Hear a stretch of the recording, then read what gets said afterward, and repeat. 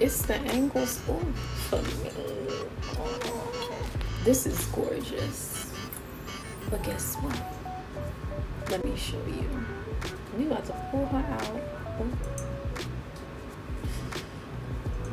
Next up, we have blue. Now I know you saw that intro.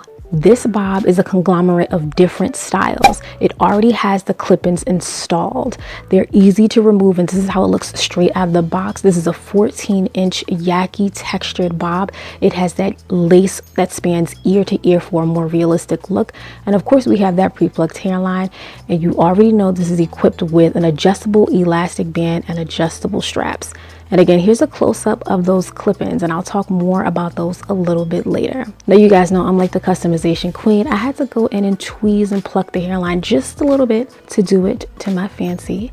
And I went in to just slick it down with the back edge of my hot comb, which I'll have linked below. If you watched my pluck and sip live, you know how integral this process is. And as always, to keep things neat and organized, I love using double prong clips just to keep the hair situated away from my face during the install process. Now, this unit is honestly the perfect length for beginners. It's 14 inches and the texture best mimics like a light blowout Yaki kind of feel, but the clip-ins themselves do have a bit more of a silky texture. You can distinguish it from the Yaki texture on the bob itself, but it blends. But if I'm being honest, I have a discerning eye, so I do notice the difference. And because of how the clip-ins are situated, you have to work a little bit harder to make sure that the hair near the parting space is super flat and you don't get that hump action. So that may be a little bit of a concern for those who have never really operated a unit in this capacity. Now, I put the unit on elastic band first, slide everything into place. And again, I chose to keep the clip-ins in the unit because I am working as a beginner. I want to see how this feels. Like, what's the functionality? Is it easy? Now, I had to go in and trim away the lace near the ear tabs. You can do this on a canvas blockhead, or you can do this as I am. This is a little bit more scary if you're a beginner. So if you don't trust yourself and you don't want to cut your edges, do it on a canvas blockhead, and be careful with your ears too. But you see how this lace is blending into my skin.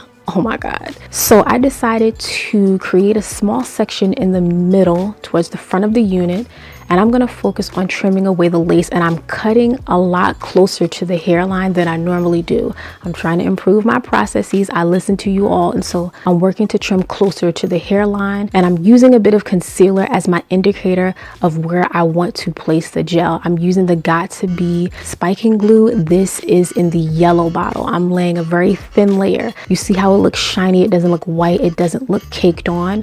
Now, the only thing, once this starts to dry, you do not want to put anything on it as it gets tacky, because it will create that white kind of chunky buildup.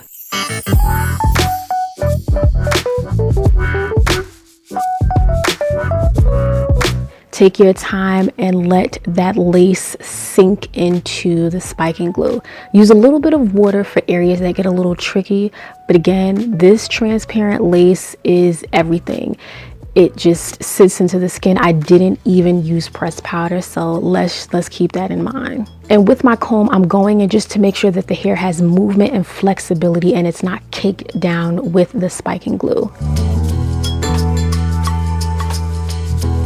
Now, you know what? Here's a great time to talk about the price. Is it a little steep? But is this bob worth it? Oh my God, do you see this lace? It sinks into the skin, and I did not use anything to tint it. That's seamless. That's how transparent lace works. For how thin and just well crafted this is, you can't beat that. But I do have a coupon code, so you know what I'm saying. Use the black 20 to get anywhere from $40 or $70 off your purchase. Okay, check the details in the description box. But again, this bob with this Yaki texture bob is most definitely worth it. The quality is there. Now I'm doing my little swoops, mandatory swoops. These are adult swoops. You know what I'm saying? We don't do the baby hairs. We don't need the floaties. We're not trying to be on swim. We're just trying to get our feet wet.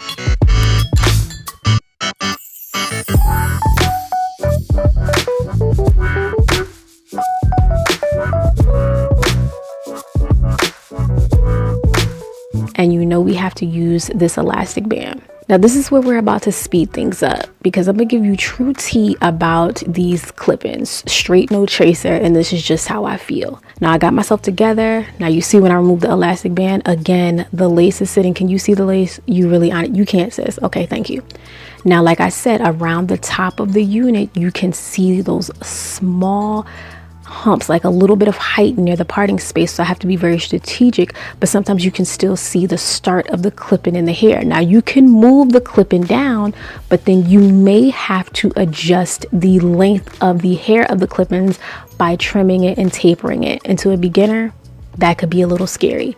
And I'm just being real. So when you take the clip-ins out, super simple. I honestly feel like the Burgundy clip-ins are better crafted. They were super thin and not bulky, so they blended more seamlessly. Again, I still feel like the clip-ins were a little bit bulky near the top, which is why we had a little bit of height or that hump action. You get the pleasure of switching up your look. No bleach, no processing, no toner, no dye, just install clip-ins. Now with the blue clip-ins, I want to talk about that ombre.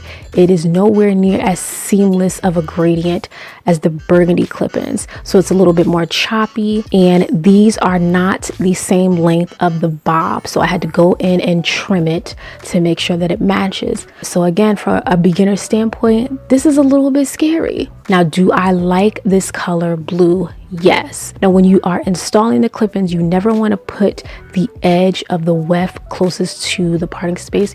You want to kind of pull it back a little bit so there's, you know, a little bit of a better transition, and you want to flat iron it, get it as sleek as you can. But like I said, the ombre blue clip-ins were super bulky, and I'm not sure if it's due to the packaging, how they were made, but they were nowhere near as sleek as the Burgundy clip-ins. The color that this gives, this much more subtle. I think this is super beginner friendly, and it's a lot less like noticeable, and it just worked really well. But again, with these clip-ins that are not customized to be the length of the unit, you have to go in and adjust them and make sure they are the perfect length so it blends.